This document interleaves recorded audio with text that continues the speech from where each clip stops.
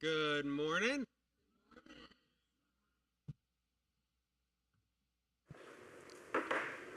How's everyone doing today? Heavy heart. Heavy heart. Yeah. Very heavy heart. Yeah. You saw in the e-purse, Alan and Jean gave me a call. They're down in Rockport.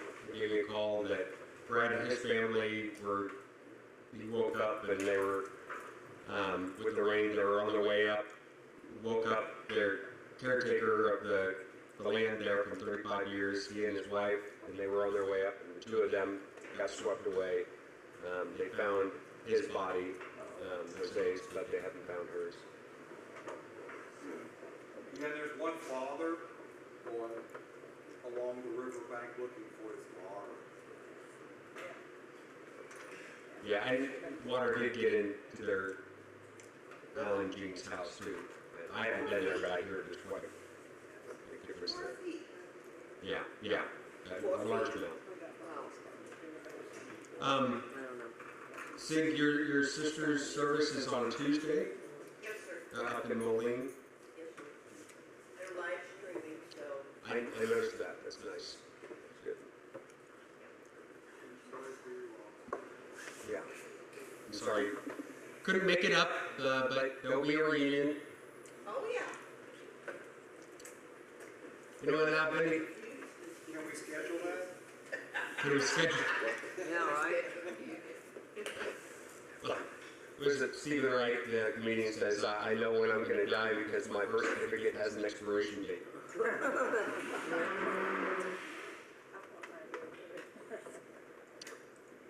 Anything else?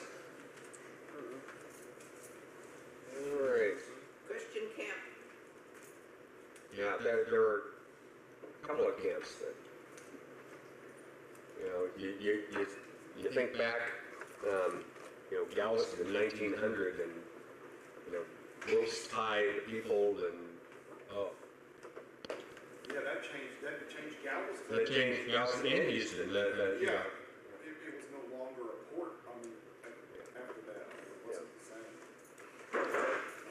Anyway, let's begin. Lord, we thank you for the day, and Lord, it is with heavy hearts for so many who have died and so many still missing, so many hurting, so many families and loved ones. Lord, we just ask for your resurrected and victorious peace to be with all of those who are hurting. Give comfort where you can, Lord. Surround them with people who can lift them up, mourn with those who mourn, and rejoice with those who rejoice. And Lord, we just pray for your Spirit to be upon us as we help and minister however we can, and even more so upon them. Let them see you in and through this tragedy. Lord, we ask your blessings as we continue our journey through Joshua, and we see how you fight for your people. We pray in Christ's name. We are at chapter 4. Anything from last week? Fortune and James. We missed it, can you kind of paraphrase it? We missed it. Paraphrase. Joshua, God's servant, leading God's people in the promised land. There you go. Okay, now here we are. Chapter 4. Catch up with All right.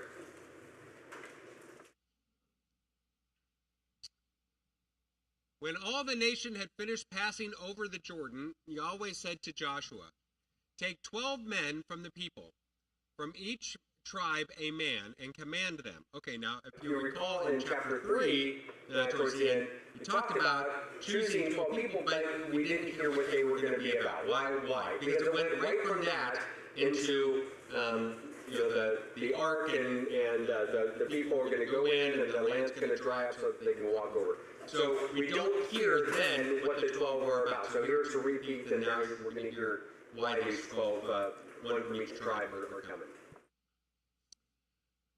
Take 12 stones from here, out of the midst of the Jordan, from the very place where the priest's feet stood firmly, and bring them over with you, and lay them down in the place where you lodge tonight.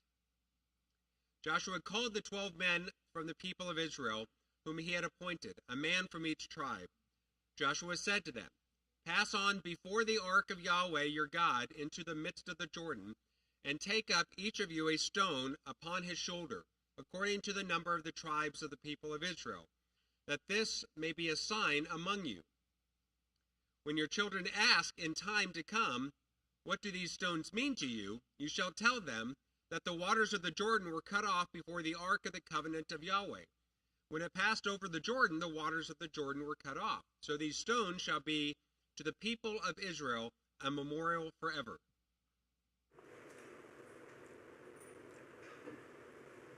Anything interesting on that? Do they know where the stones are? They say it is still with us to this day. Of course, that was at that day. We don't know anymore. We don't see that. We have to wait for that day again. I find it interesting that these were not little pebbles. They were just taken up and put into a heap. They said they took them upon their shoulders. These must have been some good sized stones. Good sized people too. Good sized people, yeah. Probably part Irish.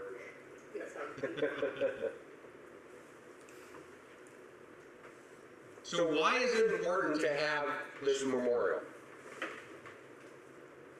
Remember, So their children will last. generation. Yeah, generations to last as something as a reminder, because we have historical markers that we still put up to this day, right?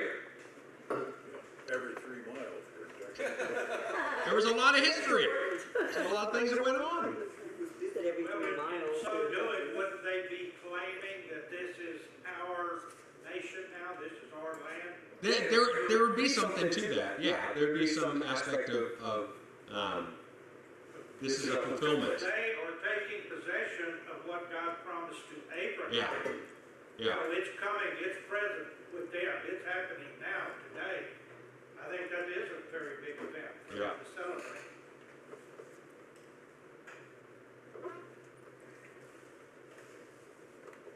You want to move on? 8.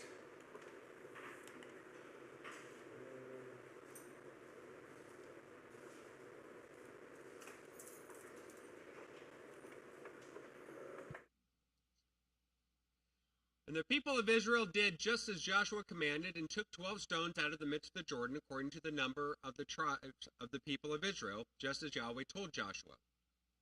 They carried them over with them to the place where they lodged, and laid them down there. Joshua set up 12 stones in the midst of the Jordan, in the place where the feet of the priests bearing the ark of the covenant had stood, and there they are to this day. For the priests bearing the ark stood in the midst of the Jordan until everything was finished that Yahweh commanded Joshua to tell the people, according to all that Moses had commanded Joshua.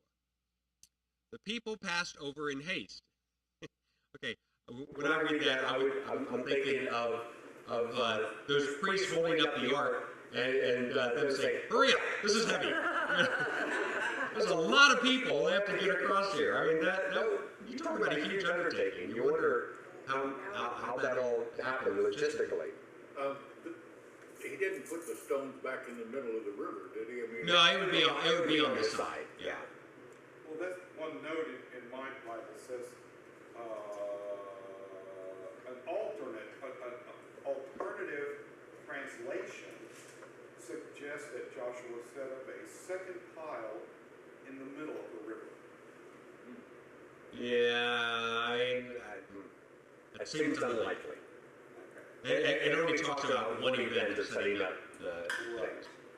Actually, the MSAB does not say just once. It does say twice.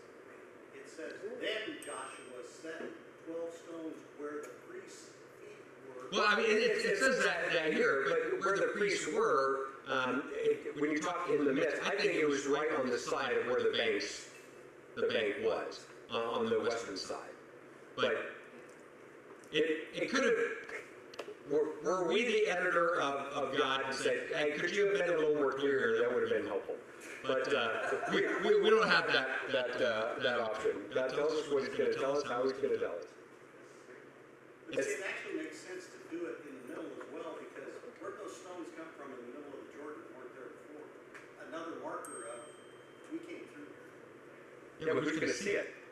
How are the children going to ask about those stones if they're in the middle of the river? It's not exactly that either. Well, are they? So they're going to go scuba and they're going to.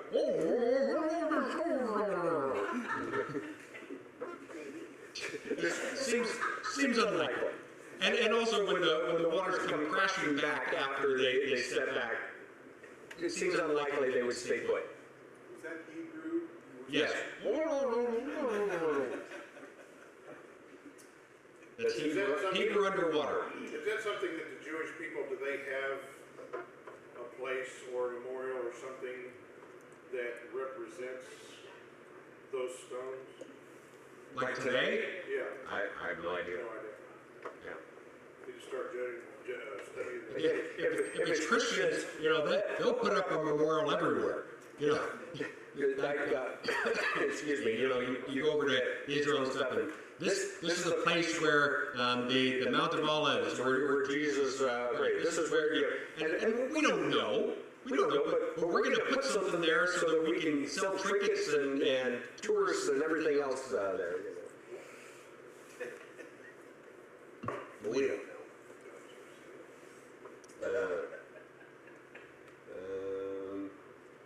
Okay. Early verse. There's a close to the next. Let me ask you this, Okay. in my footnotes, which is Lutheran Study Bible, it says that there were 2 memorials with 12 stones each to commemorate the miracle at the Jordan. One at Gilgal and one in the river itself. Well, Gilgal, yeah, we're not at Gilgal yet. When they talk about the place where they're going to rest for the night, that Gilgal is coming up. So we'll hold on that. But whether there was 2 or 1, I don't think it's clear. Anyway, okay, verse 11. They passed in haste. Verse 11. When all the people had finished passing over, the ark of Yahweh and the priests passed over before the people. The sons of Reuben, the sons of Gad, and the half-tribe of Manasseh. Why are those ones laid out? Why are those 3 specifically named? Because their inheritance was already over. They're coming over with the people. So, and remember they said, we want our inheritance, before they crossed over. They said, fine, but your people still have to, your men still have to fight. So they're reiterating that they are doing that. Half-tribe of Manasseh passed over, armed before the people of Israel, and as Moses had told them, about 40,000 ready for war passed over before Yahweh for battle to the plains of Jericho. On that day, Yahweh exalted Joshua in the sight of all Israel, and they stood in awe of him, just as they had stood in awe of Moses all the days of his life.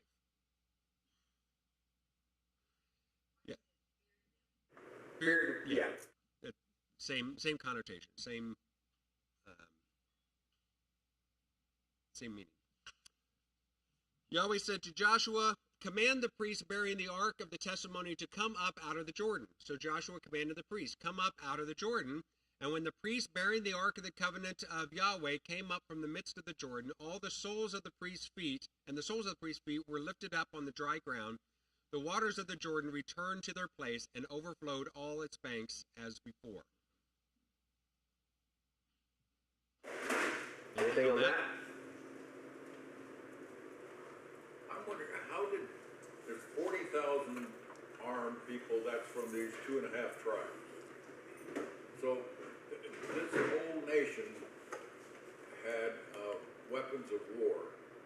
Where did they get them? Some of it was plunder. Some of it they made them themselves. I mean, you have very skilled craftsmen. We know that because of all the ephod and all the tabernacle accoutrements and even the ark itself. So you had skilled laborers.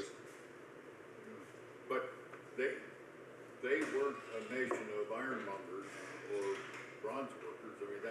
I mean, I would disagree. They were very skilled in working with iron and bronze and those things. Not so much iron, because iron hadn't come out yet. They keep making false idols. Well, yeah, they're really good at doing that. I mean, yeah, so they were not ignorant on how to do these things, nor in the ways of war. Jericho isn't the first battle that they're encountering. Remember that Og and Sihon, those ones which were supposedly filled with the Rephaim, these giants of old. So they were skilled. Joshua was a skilled, battle-hardened leader. Well, you can imagine when they were in Egypt, I mean, that was something that they needed to know to make. Yeah, you would imagine that some of them might have been in the service of some of who served in Egypt as well. Generations and generations and generations. Yeah, because they plundered Egypt when they left. It just wasn't money that they could have taken their weapons too. Well, the weapons and the tools needed to be able to make more weapons. I mean, I'm sure when they left Egypt, they took everything they needed to survive on wherever they were going. Where are we? In 18, it said that it went back to the flood stage. Yeah. Over the banks is where it was. So it was big. So it was already pretty high up when Yeah. it dried up, Yeah. which had to be pretty amazing. Okay. This next we're gonna just cover a verse here because there's some big import here. The people came out of the Jordan on the 10th day of the first month, and they camped at Gilgal on the east border of Jericho. Okay, first of all, let's take a look at where we are here. So,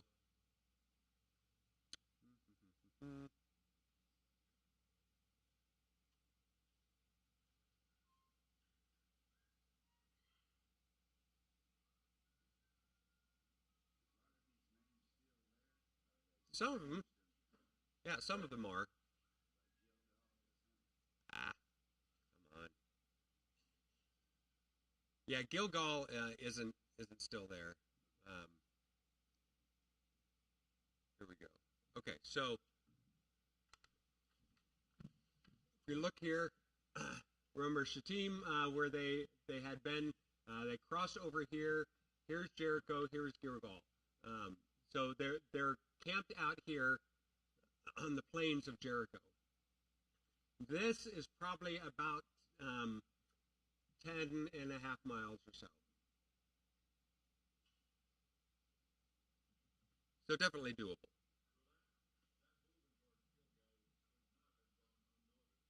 Oh no, they knew they were coming. They knew they were coming. But here's the fascinating thing, and I never got this before until I was reading on some of these, on the importance of this date, the 10th day of the first month. 10th day of the first month of Nisan, which would be March, April area of spring. But that 10th day of the first month is when they chose, exactly 40 years earlier, the lambs for the first Passover. Wow. 40 years early? Exactly, to the day. That's why it's mentioned. What does that tell you? God knows what he's Here's the Great Reset. He brought them out. He's saving them then. They messed it up. They're wandering for 40 years. There's 40 years to the day. Take two. Yeah, they're just used to the whole 40-year thing.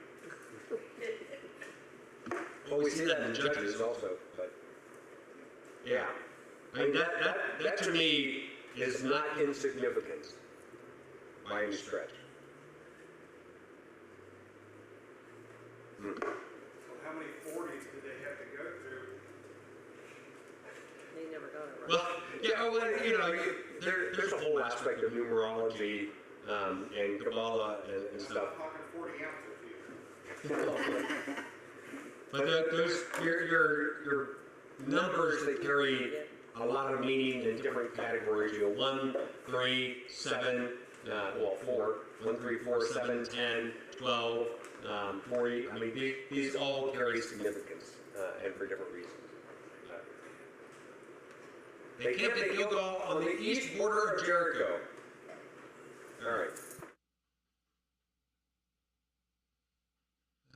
And those 12 stones which they took out of the Jordan, Joshua set up at Gilgal.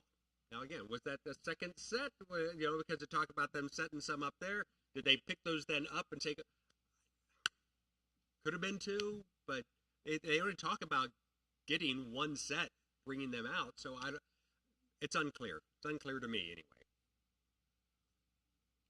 When your children's asking their fathers in times to come, what do these stones mean? Then you shall let the children know, Israel passed over this Jordan on dry ground. For Yahweh your God dried up the waters of the Jordan for you until you passed over, as Yahweh your God did to the Red Sea, which he dried up for us until we passed over. So that all the people of the earth may know that the hand of Yahweh is mighty, that you may fear Yahweh your God forever.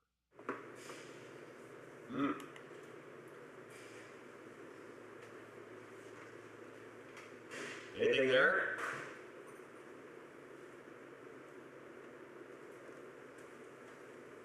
Do you see the nice connection between what happened here at the Jordan and what happened at Red Sea, going forth on dry land?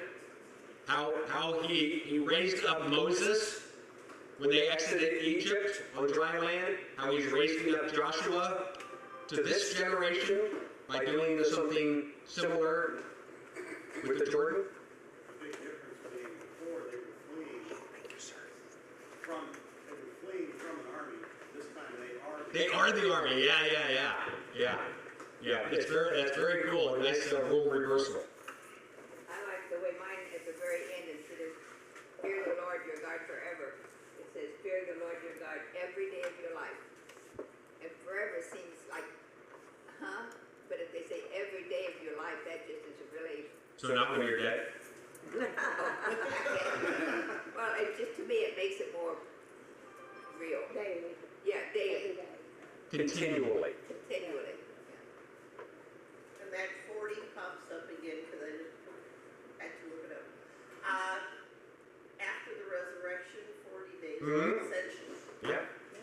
How about Noah, right? 40 days and 40 nights, right? Jesus tempted in the wilderness, 40 days, right? There's definitely significance and meaning behind that. Okay. Chapter 5. We're moving right along.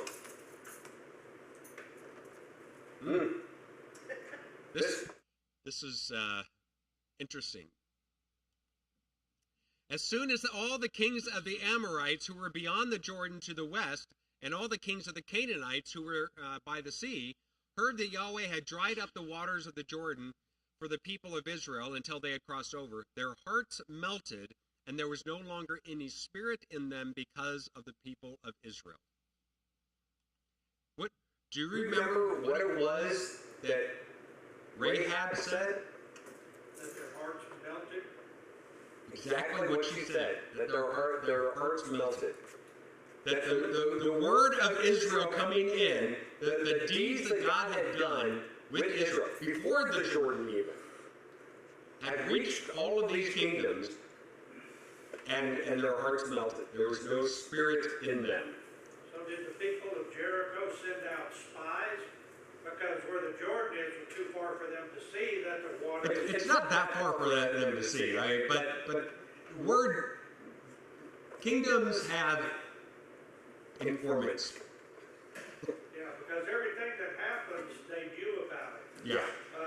Just like they knew of the Exodus, the people of Jericho did. Yeah. You know, all of the people in this region, all tribes of people, knew what God was doing. But yet they would not turn their hearts over to him. Yeah. Yeah, the word gets around, and you don't need social media for it. I was going somewhere with that? Yeah. Okay. Spirit, their spirit was no longer in them because of the people of Israel. Or some translations, because of the sons of Israel. 2. that time, Yahweh said to Joshua, make flint knives and circumcise the sons of Israel a second time. How does that work? Okay. Not voluntarily. Yeah. Yeah, and we're going to see it doesn't mean the same people a second time. That's not what it's meant. Okay. At that time, he said, so Joshua, 3, made flint knives and circumcised the sons of Israel at Gibeath Haraloth. Okay, does someone want to read what their text note says that name means? Was it? The Hill of Foreskins. Yeah. Whoa. What's that? Yeah. Oy vey, I think is the proper term there. And this is the reason why Joshua circumcised them.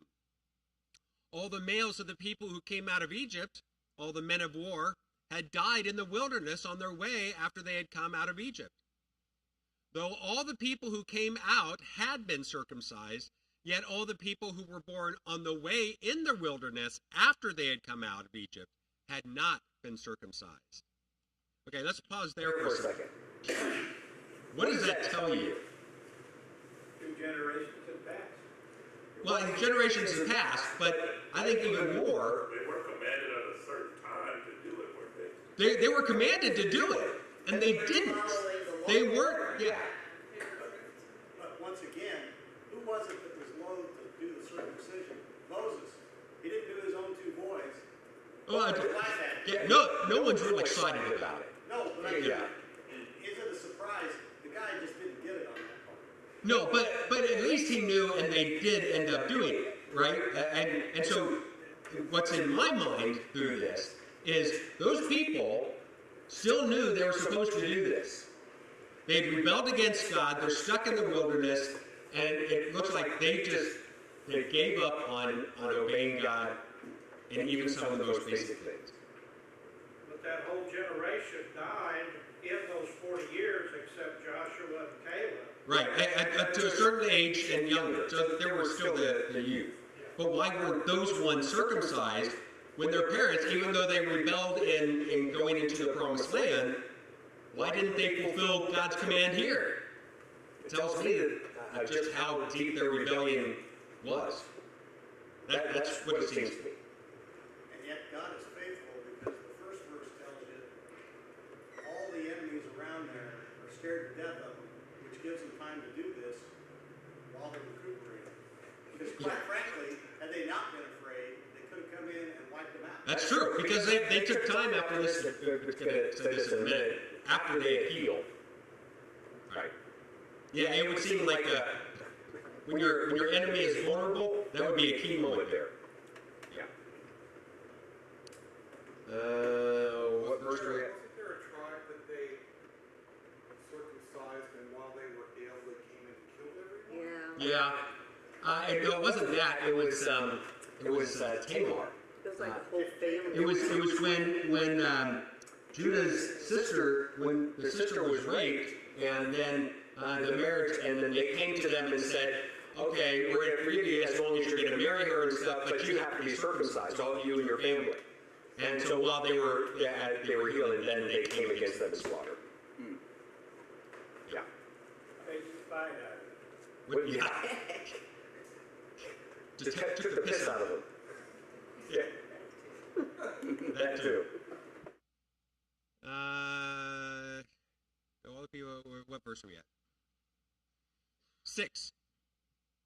For the people of Israel walked 40 years in the wilderness until all the nation, the men of war who came out of Egypt, perished, because they did not obey the voice of Yahweh. Yahweh swore to them that he would not let them see the land that Yahweh had sworn to their fathers to give us, a land flowing with milk and honey.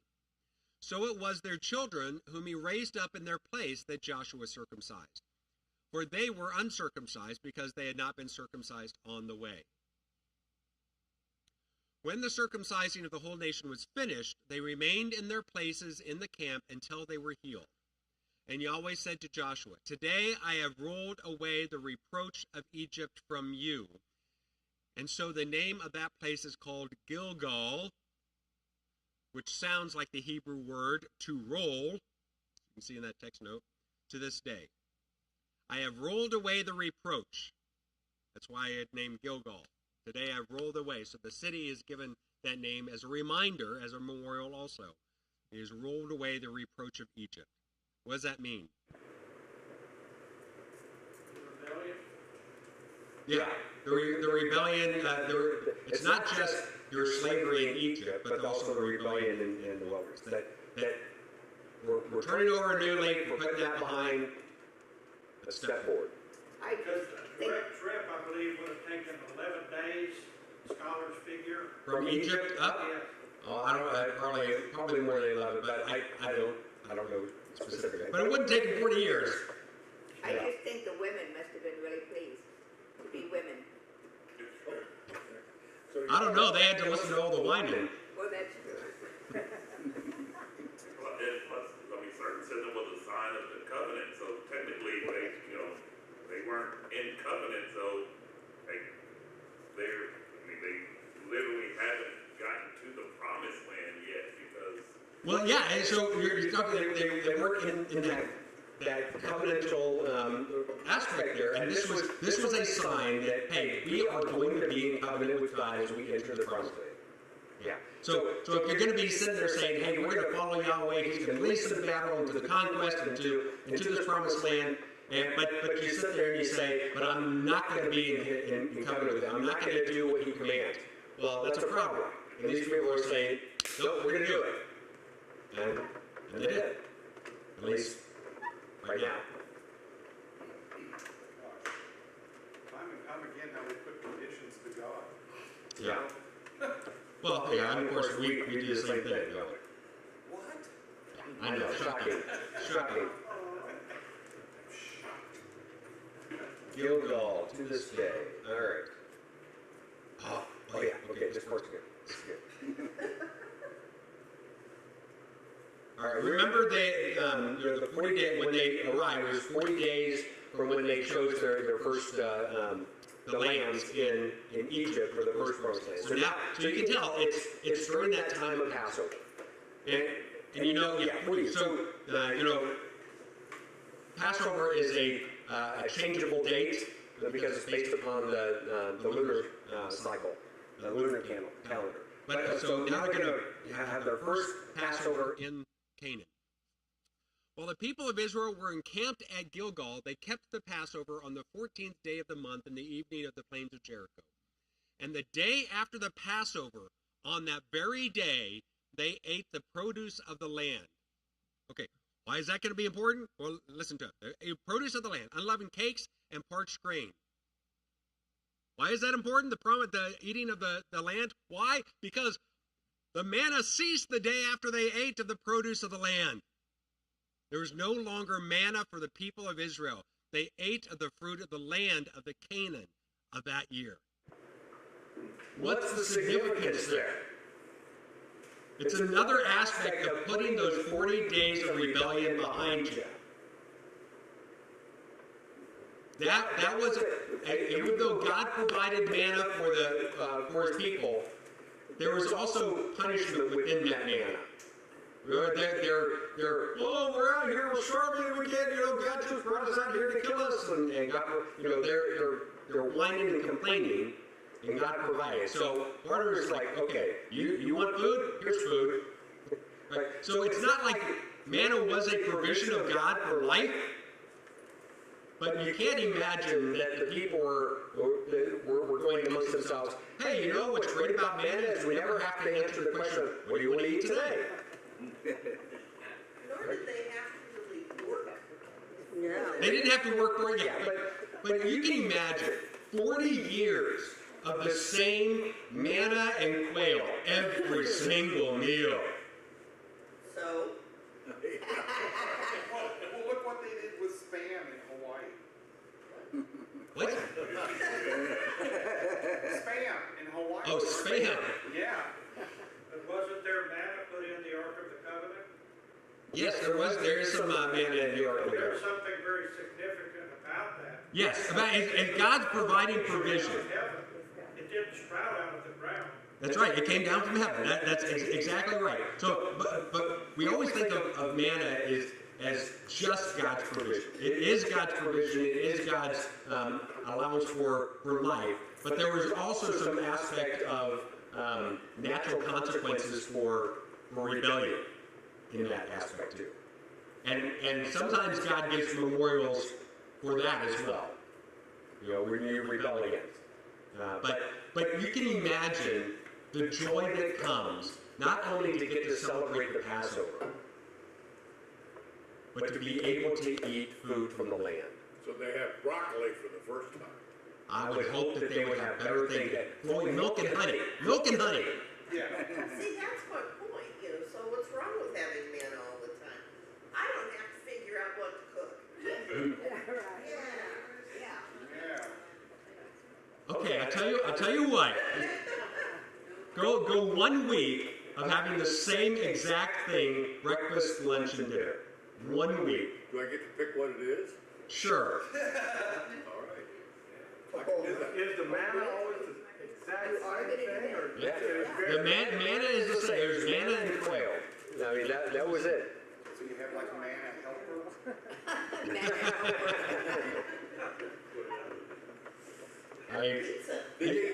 Did they really keep getting quail all the time, or just, the Bible just talked about manna after that first provision of quail? We only hear about the quail at the beginning, but my understanding is that the quail probably did accompany them throughout the time, but manna is kind of the overarching term for God's provision of manna and quail. That's a lot of quail. It's a lot of manna.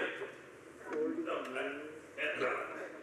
don't want to get off topic here, but there's so much livestock, and I know those things are used for atonement of sin, but they were only allowed to use perfect animals, weren't they? Perfect animal for sacrifice. For sacrifice, Right. Yeah. So your question is, could they not have eaten their livestock? I would have thought so too, but we're not told really one way or the other on that. But the fact of the matter that God was still providing manna even up to this point tells me that it was necessary. Yes. Well, you know, they were eating the quail, maybe that's why we have that expression, it tastes like chicken. After a while, everything tastes the same. Everything tastes like quail. Tastes like quail. No, I just imagine that was a day of great celebration. And because they're not doing it on the east side of the Jordan. They're doing it in the promised land. Right? They've crossed over. There's circumcision in the promised land. There's the end to manna in the promised land. You know, there's all of these things that are going on to signify God is keeping His promises, and it's happening now. Well, to this day, they still have the land west of the Jordan. Yeah. Of course, they were saying that you go over there and you go swimming in the Jordan. You best stay in the Jordan and to the west, because you got those in Syria and the Jordan on the other side saying, hey, don't you come over on our side. Yeah. Okay. Anything else on that aspect of the manna and stuff? All right. Here comes a curious, mysterious passage. Okay. Verse 13, 5:13. When Joshua was by Jericho, that's good. Think on that. He lifted up his eyes and he looked, and behold, a man was standing before him with his drawn sword in his hand. Joshua went to him and said to him, "Are you for us or for our adversaries?" He said, "No, but I am the commander of the army of Yahweh. Now I have come." Joshua fell on his face to the earth and worshipped and said to him, "What does my Lord say to his servant?" The commander of Yahweh's army said to Joshua, "Take off your sandals from your feet, for the place where you are standing is holy." And Joshua did so. There's a lot packed in here. What is striking you? The answer to this question was no to both questions. It's not, oh, this or that. It's no. So we'll get to that. Or it can be translated neither. But yeah, there's that. This is Jesus. Well, that's a possibility, and I think it's a strong. We'll get into that. First of all, the very first line here, when Joshua was by Jericho, I thought they were at Gilgal. Checking it out. I think that's it. I think here's your commander, Joshua, staking out the territory before they go against it.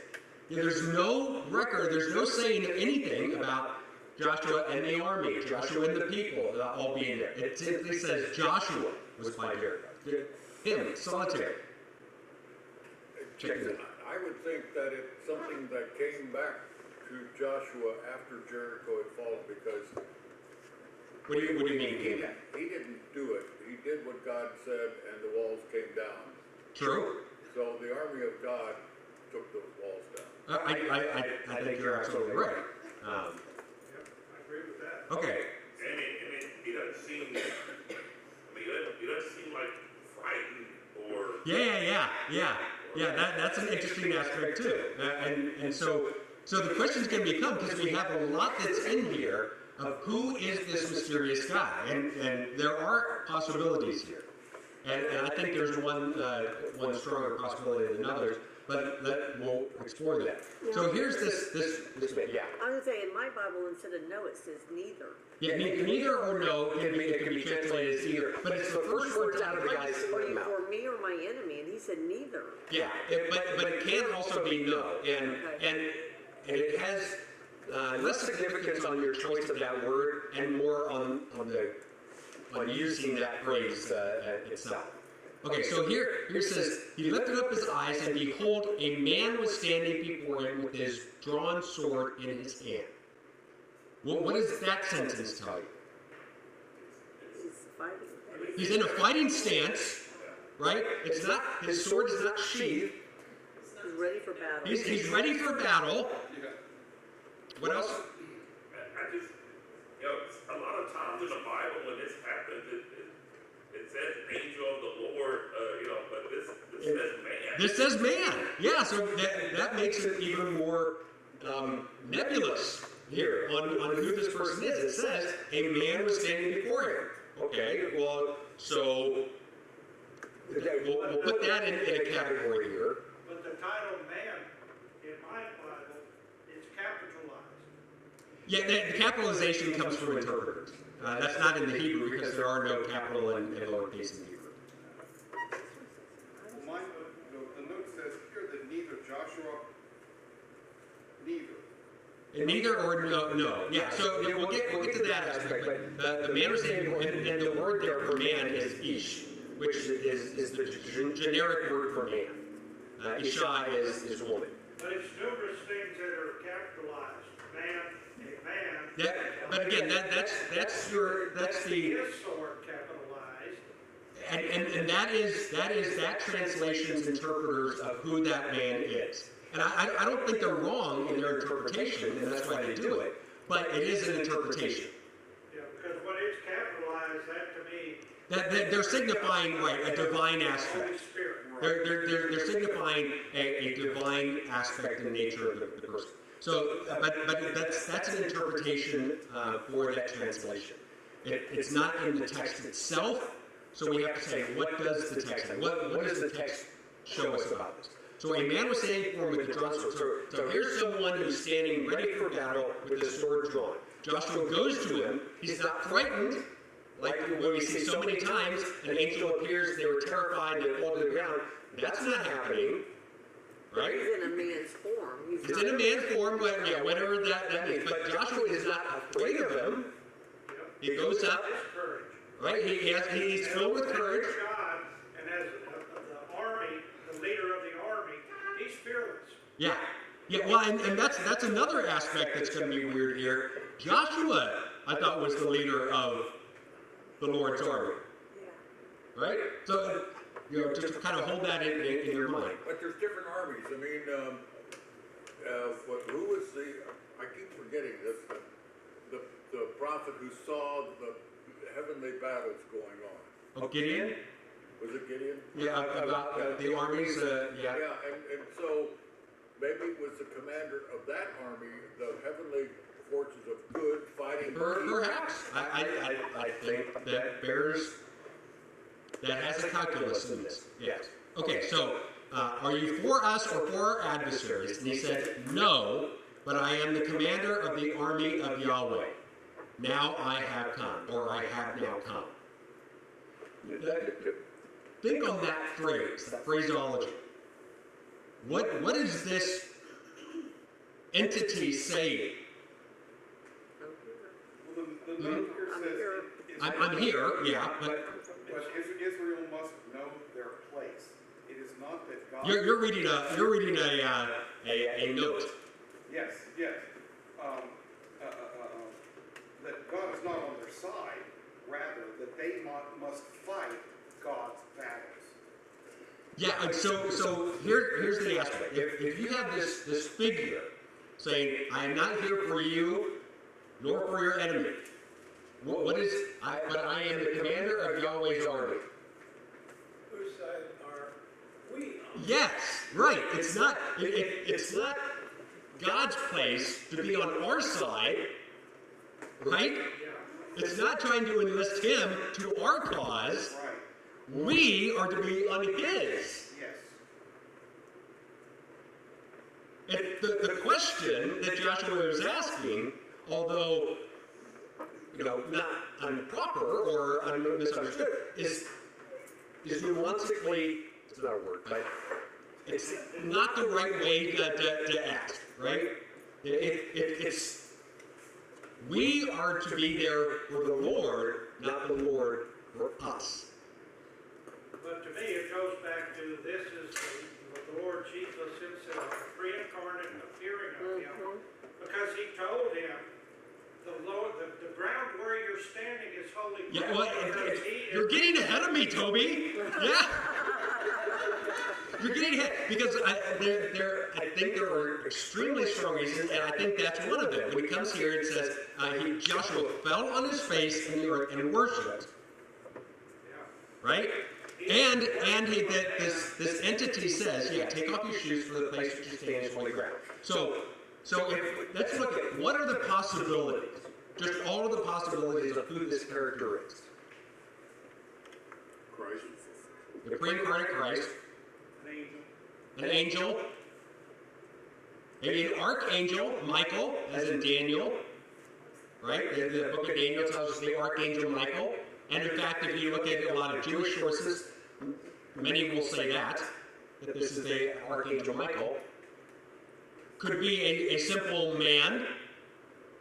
Seems kind of odd that this man would just show up and say this, and that seems kind of out of place for all of the rest. All right, so if we just look at those three, an angel, archangel Michael, or pre-incarnate Christ, what would be the evidentiary evidence for any of those? I think your strongest is going to be for the pre-incarnate Christ. And indeed Luther thought that too. Because the angels, they didn't want to be worshipped. You got to worship Right, God. right. So if it was, that's one of the arguments also against an angel or the archangel, because whenever an angel or archangel appears and people fall down to worship, they usually are chastised. Don't do that. I'm a fellow servant, right? We don't get that. We don't get that aspect of don't do this. There's no chastisement for doing that. Instead, what happens? We hear the same words of what does this person say after that? Yes, and when else did we hear that? Moses, burning bush. He says he is the commander. Yeah, he says the commander, yeah. So I think that the evidence is very strong that this is Yahweh. This is the pre-incarnate Christ who's being shown. And we see him also with Israel, in the pillar of fire, pillar of cloud, in the rock that falls. I mean, he's there with his people. Now he's there as leading the army.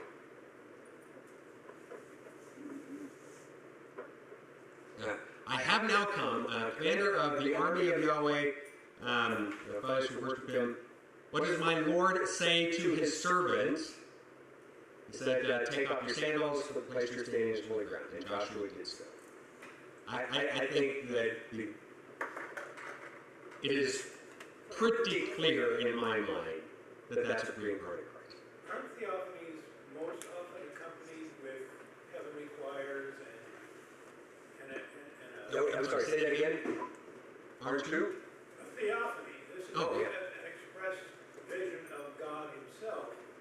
They're usually accompanied with a... many times, but certainly we don't see that a lot in the Exodus aspect. When Christ is falling in the pillars, in the rock, and those things, we don't see it as much. And I don't know why. Because you're right, we often see the hosts that are following and giving glory and praise in those aspects.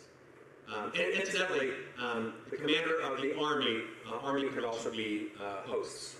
And some translations may have that. Then Joshua said, what does my Lord say to his servant? Yes. An angel is not your Lord. That's a very good point. Right. That's a good point. Lord Jesus in my heart. Incidentally, I think that there's a verse in A Mighty Fortress where Luther might even be alluding to this aspect. Forrest fights the valiant one, whom God himself elected, Sabaoth Lord, that is hosts Lord. That stanza certainly would fit in a category like this.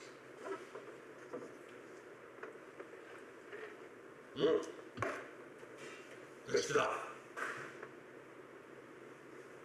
Do we have time? I don't know that we do. I wish they hadn't stopped right there. Well, yeah, okay, yeah. Stopping right where? Well, I mean, okay, so he comes face to face with, let's say it is the pre-incarnate Christ. Take your sandals off, it's holy ground. He does so. Okay, what happens next? I mean, you just stand around until the guy goes away and put your sandals back on, or did they talk? They got a beer afterwards, talked a bit, and then, we don't know. There's another aspect of where this section occurs within the storyline. That is where it should be divided. So a lot of our numbering system of chapters and verses was divided up by I don't remember when, but one of the archbishops of Canterbury, centuries later. But there is the question of, should this section from 513 through 515, are they really properly put with chapter 5 at the end, or at the beginning, should they be beginning of chapter 6? Now, why do you say that? That's a good point. Because you start reading in chapter 6, and it's a continuation of the experience. Right.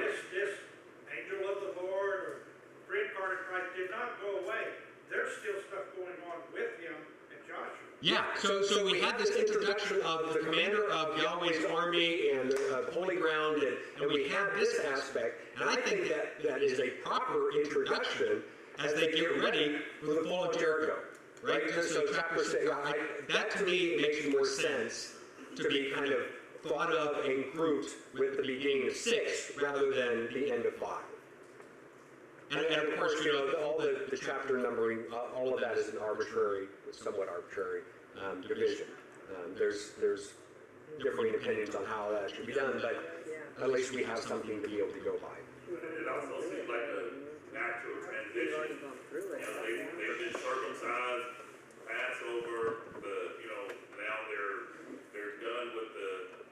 The prep. Manna and all that kind of stuff, and this is. Yeah, so all of that kind of preparing the people, right? And now it's Joshua and preparing for the entry, right? So, yeah, but. That's a good point you make. It almost seems like verse 13 should have been 6:1. Yeah, I would agree with that, but, you know, they didn't ask me.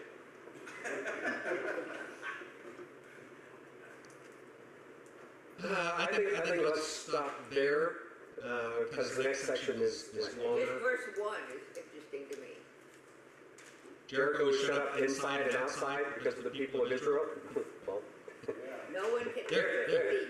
well, and that's why you have forts. That's why you have walls and fortifications Well, to yeah. keep people in and out. All right, we'll stop there. Since you're at a stopping point, have your children moved and have they found a house? They were meeting with the builder this week.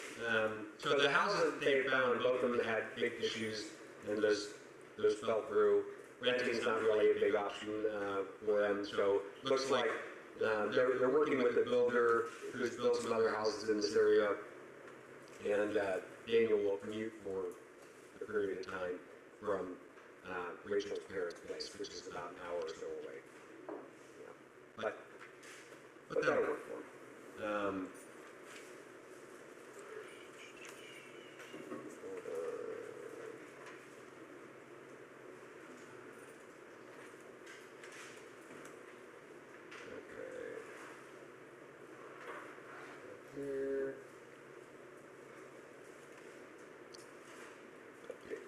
Okay, let's go ahead and go with that. Benediction. The Lord bless you and keep you. The Lord make his face shine on you and be gracious to you. The Lord look upon you with favor, give you his peace. Amen. God bless. Have a good week.